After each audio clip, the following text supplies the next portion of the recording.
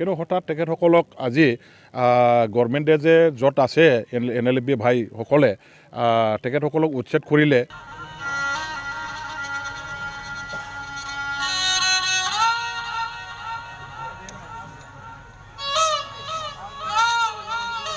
আজি ৰাতিপুৱা 9:30 বজাত আমাৰ তুলসীবিলৰ ওচৰত মহিষবাটন নামৰ যিটো গাঁও আছে, মহিষবাটনৰ লগত আমাৰ দক্ষিণ পিনে বদলাগাঁও, আমাৰ গুলিহাৰা, এইবিলাক এটা সংযোগী যিটো এটা ৰাস্তা আছে, এই ৰাস্তাৰো আমাৰ অসম চৰকাৰৰ মুখ্যমন্ত্ৰী পকীপথ নিৰ্মাণ আঁচনিৰ অধীনত মই অলৰেডি চেংচন কৰি আনিছিলোঁ। আৰু এই চেংচন কৰি অনা স্কিমৰে আজি আধাৰশিলা স্থাপন কৰাৰ দ্বাৰা দি কামটো আৰম্ভ কৰিবৰ কাৰণে ইতিমধ্যে পদক্ষেপ লোৱা হৈছে। প্ৰথম মই সেই ৰাস্তাখনৰ আধাৰশিলা স্থাপনৰ কামটো সম্পন্ন কৰি দতমাৰ আমাৰ ইয়াত FS ৰোডৰ পৰা চেৰপাংগুৰি পকেৰাগ্ৰাম যিটো আমাৰ ষ্টেট হাইৱে আছে, ইয়াৰ লগত সংযোগী আমাৰ দতমাৰ পৰা মুকুলডাংলৈকে যোৱা যিটো ৰাস্তা আছে, এই ৰাস্তাটো খুব সৰু এটা ৰাস্তা হয়, কিন্তু মেজৰলি আমাৰ এইটো ৰাস্তা দি মানুহবিলাকে অহা যোৱা কৰে। বহুত ট্ৰাফিক হয়, সৰু হোৱাৰ কাৰণে ৰাস্তাৰ মানুহবিলাকে যথেষ্ট অসুবিধাৰ সন্মুখীন হ'ব লগা হয়। নানান ধৰণৰ সমস্যা, এক্সিডেণ্ট, বিভিন্ন ধৰণৰ এইবিলাক ঘটনাবিলাক ঘটি থাকে।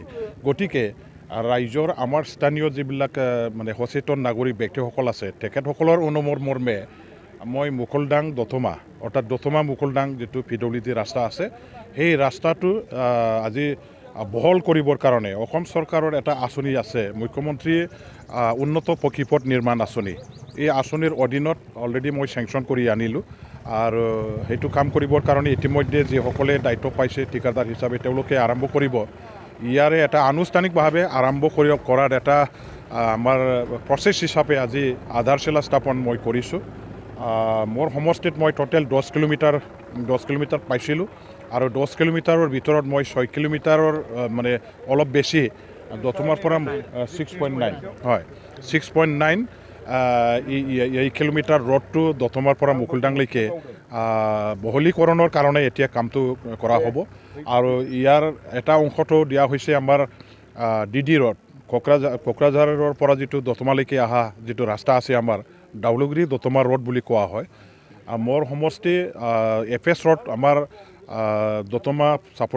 দতমা পকেৰাগ্ৰাম ৰোডৰ পৰা পূব পিনে আমাৰ চালানী বাটাবাৰীলৈকে মোৰ সমষ্টিৰ অংশ পৰে।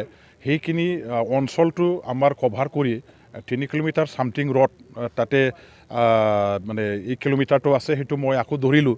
একেলগে আমাৰ DD ৰোড আৰু কোকৰাঝাৰ আমাৰ দতমা মুকুলডাং ৰোড, এই দুটা ৰোডৰ এটা ৱাইডেনিঙৰ কাৰণে আঁচনি আজি ৰূপায়ণ কৰিবলৈ আধাৰশিলা স্থাপন দতমাতে কৰা হ'ল।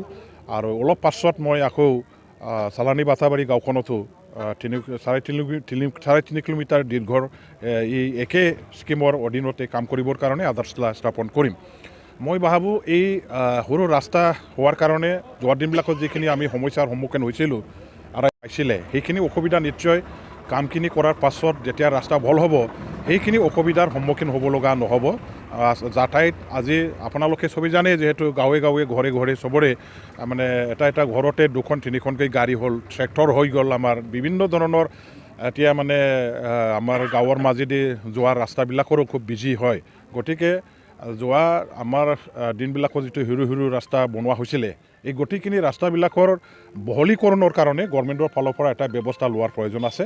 আৰম্ভ যিহেতু গভৰ্ণমেণ্টে কৰিছে এই বছৰৰ পৰা, আৰু এইখিনি সুযোগ সুবিধা আঁচনিটো আমাৰ অঞ্চলবিলাকত য'ত তেনেকুৱা ধৰণৰ বিজি ৰাস্তা কিন্তু সৰু হৈ আছে, সেইবিলাক ডাঙৰ অথচ আৰু বহল কৰিবৰ কাৰণে মোৰ ফালৰ পৰা মই যথেষ্ট চেষ্টা কৰি পেলাই অদূৰ ভৱিষ্যতত কাম কৰি যাম। আমাৰ অঞ্চলৰ উন্নতিৰ কাৰণে, যোগাযোগৰ ব্যৱস্থা ভাল কৰিবৰ কাৰণে, গুৰুত্ব আৰোপ কৰি পেলাই কাম কৰিবৰ কাৰণে মই পদক্ষেপ ল'ম। আৰু আজিৰ আমাৰ এই অনুষ্ঠানত আমাৰ এই স্থানীয় এই অঞ্চলৰ আমাৰ ৰিটায়াৰ্ড টিচাৰ ৰবিলোচন ব্ৰহ্ম ডাঙৰীয়াও আছে, আমাৰ কোকৰাঝাৰ জিলা কমিটিৰ BPFৰ সাধাৰণ সম্পাদক দীপ্তি প্ৰসাদ ব্ৰহ্ম ডাঙৰীয়াও মোৰ লগত একেলগে আছে, আমাৰ ৰিটায়াৰ্ড BO ছিনিয়ৰ ষ্টেজেণ্ট পৰামৰ এজন ছেক্ৰেটাৰী অমৰ সিং ব্ৰহ্ম ডাঙৰীয়াও আছে, আমাৰ ব্লক প্ৰেছিডেণ্ট মহিলা ব্ৰহ্ম ডাঙৰীয়াও আছে। ঠিক তেনেকৈ আমাৰ গোটেই অঞ্চলৰ গণ্যমান্য মুৰব্বী ব্যক্তিসকলে আছে, আৰু চবে এই ৰাস্তাটো বহল কৰিবৰ কাৰণে যিটো আঁচনি আজি ইয়াত ধৰা হৈছে, ভাল পাইছে আৰু ৰাইজে সহযোগ কৰিব। অঞ্চলৰ মানে সুবিধাৰ কাৰণে যিহেতু ৰাস্তাখন বনোৱা হৈছে, মই ভাবোঁ সোনকালে এই ৰাস্তাটো ভাল হ'লে চবৰ কাৰণে উপকাৰ হ'ব। BTC চৰকাৰৰ মুৰব্বী জনে আছে, তেখেতে অসম চৰকাৰ ভাৰত চৰকাৰৰ পৰা BTCৰ যিটো শ্বেয়াৰ, আমি বছৰেকীয়া আমাৰ বাজেট যিটো এল'কেশ্যন হয়, এই বাজেট প্ৰভিজনত যিখিনি টকা ধাৰ্য কৰা হয়, এইবিলাক টকা তেখেতসকলে মোকলাই কৰি আনিব নোৱাৰাৰ কাৰণে উন্নয়নৰ যিটো আজি ধাৰা সেইটো স্তব্ধ হৈছে। আকৌ আমি অকল আমাৰ বাজেটৰ পইচা নহয়, BTC গভৰ্ণমেণ্টে যোৱা দিনবিলাকত হাগ্ৰামা মহিলাৰী ডাঙৰীয়াদেৱে যেতিয়া চৰকাৰত আছিলে, তেখেতে আমাৰ বাজেটৰ ওপৰঞ্চিও ভাৰত চৰকাৰৰ বিভিন্ন শিতানৰ পৰা তেখেতে এককালীন অনুদান হিচাপে গ্ৰেণ্ট এইড হিচাপে বিভিন্ন শিতানৰ পৰা তেখেতে আনিবলৈ সক্ষম হৈছিলে। কিন্তু বৰ্তমানৰ চৰকাৰখনে এই ধৰণৰ পদক্ষেপ লৈ গভৰ্ণমেণ্ট অফ ইণ্ডিয়াৰ পৰা স্পেচিয়েল গ্ৰেণ্টছ এণ্ড এইড আনাৰ ক্ষেত্ৰত তেখেতসকলে সফল হোৱা নাই, বিফল হৈছে। আৰু অসম চৰকাৰৰ ফালৰ পৰাও যিখিনি গ্ৰেণ্টছ এণ্ড এইড আমাৰ মানে অভাৰ এণ্ড এবাভ দি মানে বাজেট প্ৰভিজন বা বাজেট এল'কেশ্যন, ইয়াৰ বাহিৰেও আমি পাব লাগে। এই গোটেইখিনি পইচা তেওঁলোকে আদায় কৰি আনিব নোৱাৰাৰ কাৰণে উন্নয়নৰ মুখ আজি ৰাইজে দেখা পোৱা নাই। উন্নয়ন যথেষ্ট মানে স্তব্ধ হৈছে। গতিকে আমি আজিৰ এই চৰকাৰখনক উন্নয়নৰ মানে প্ৰতি চিন্তা নকৰা চৰকাৰ, উন্নয়নৰ কাৰণে পদক্ষেপ ল'ব নোৱাৰা চৰকাৰ হোৱাৰ কাৰণে আজি ৰাইজে উন্নয়নৰ পৰা বঞ্চিত হ'ব লগা হৈছে। BTC পিছ পৰি আছে। না, BTCত মানে আজি মুখেৰে হাগ্ৰামা মহিলাৰীৰ আমোল উৎসৱ যথেষ্ট উগ্ৰপন্থী সংগঠনবিলাক আছিলে। NLFB 3-4টা ফেকশ্যন তেখেতসকলেও সেই সময়ত অস্ত্ৰ সম্বৰণহে কৰিছিলে, মানে যুদ্ধবিৰতিহে ঘোষণা কৰিছিলে, কিন্তু কমপ্লিটলি সমাধান হোৱা নাছিল। উগ্ৰপন্থী সংগঠন তেতিয়াও আছিলে, উগ্ৰপন্থীবিলাকৰ কাৰ্যকলাপ আছিলে। বাকী যিবিলাক আমাৰ আদিবাসী সম্প্ৰদায়ৰ মাজত তেখেতসকলৰ আনলা, আপা, বিশ্বাখামাণ্ড ফ'ৰ্চ, নানান ধৰণৰ উগ্ৰপন্থী সংগঠন আছিলে। ঠিক তেনেকাই আমাৰ মানে KLOসকল আছিলে। গোটেই উগ্ৰপন্থী সংগঠন থকা স্বত্তেও হাগ্ৰামা মহিলাৰী ডাঙৰীয়া দেৱে যেতিয়া কাম কৰিছিল, মানে ইমান তেনেকুৱা ধৰণৰ আমি অৰাজকতা দেখা পোৱা নাছিলোঁ। সময়ে সময়ে উগ্ৰপন্থী সংগঠনসমূহ থকাৰ কাৰণে সমস্যাবিলাক সৃষ্টি নকৰা নহয়, সৃষ্টি কৰিছিল, সেইটো আমি অস্বীকাৰ কৰিব নোৱাৰোঁ। আৰু সেইটো দমন কৰাৰ দায়িত্ব ভাৰত চৰকাৰৰ, অসম চৰকাৰৰ। আৰু তেওঁলোকক কেনেকৈ মূলসুঁতিলৈ ঘূৰাই আনিব লাগে, ইয়াৰ পদক্ষেপটো গভৰ্ণমেণ্ট অফ ইণ্ডিয়াৰ ফালৰ পৰা সেই সময়তে যিহেতু তেখেতসকলে যথাসম্ভৱ লৈছিলে আৰু লাহে লাহেকৈ সমাধানো যিহেতু হৈ গ'ল।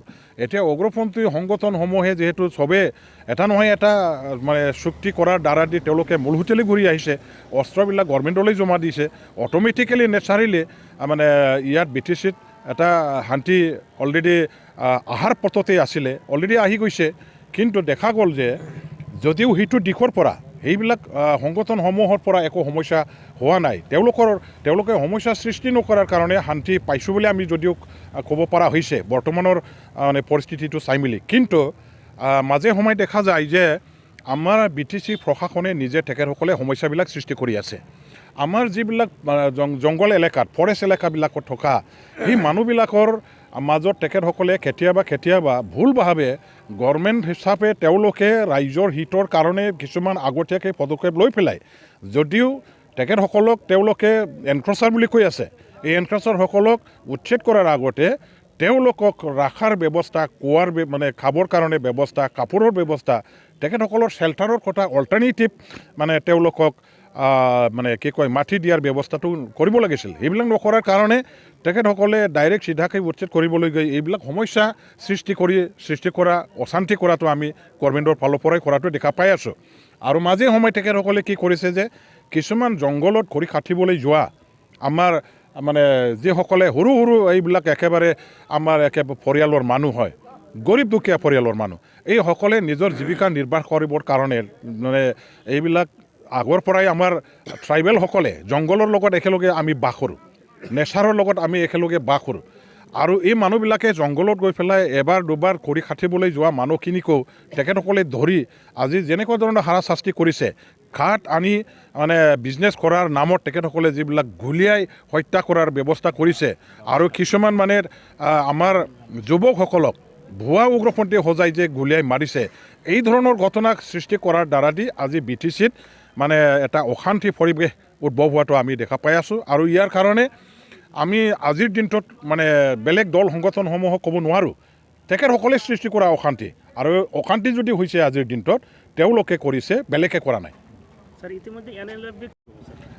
না NLFB সংগঠন নতুনকৈ তেখেতসকলে জন্ম লাভ হোৱাৰ পাছত আমাৰ অস্ত্ৰ লৈ পেলাই যুদ্ধ কৰাৰ তেওঁলোকৰ দাবী যিটো আছে সেইবিলাক পূৰণ কৰাৰ স্বাৰ্থেৰে যিটো এটা সংগ্ৰামৰ এটা পন্থা অৱলম্বন কৰিছিলে কিন্তু সময়ৰ লগে লগে অসম চৰকাৰৰ তেখেতসকলে কিবা এটা প্ৰচেষ্টা আৰম্ভ কৰাৰ ফলত NLFBৰ মুৰব্বীৰ লগত আলোচনা কৰি পেলাই এটা বুজাপৰাত আহি গৈছিলে আৰু এই হিচাপে তেখেতসকলেও কি কয় অস্ত্ৰ মানে কি কয় যুদ্ধবিৰতি ঘোষণা কৰা বুলি আমি জানো আৰু যুদ্ধবিৰতি তেখেতসকলৰ মাজত গভৰ্ণমেণ্ট আৰু সংগঠনৰ মাজত হোৱাৰ পাছত তেওঁলোকৰ বুজাপৰা আছিলে গভৰ্ণমেণ্টৰ লগত আলোচনা কৰি পেলাই কিবা এটা সমাধান কৰিব লাগে আমি বাহিৰে যিটো শুনিছোঁ আমি যিহেতু ডাইৰেক্ট পাৰ্টি আমি NLFBৰ লগতো নাছিলোঁ আমি এতিয়াও NLFBৰ লগতো যিহেতু আমি নাই আমি নাজানো আৰু এওঁলোকৰ লগত আমাৰ ডাইৰেক্ট ইনডাইৰেক্ট কোনো সম্পৰ্কও নাই কিন্তু বাহিৰে মিডিয়াবিলাকৰ পৰা আমি যিটো পাইছিলোঁ যে গভৰ্ণমেণ্টৰ লগত তেখেতসকলৰ কিবা এটা বুজাপৰা হৈছিল এই বুজাপৰাটো আছিলে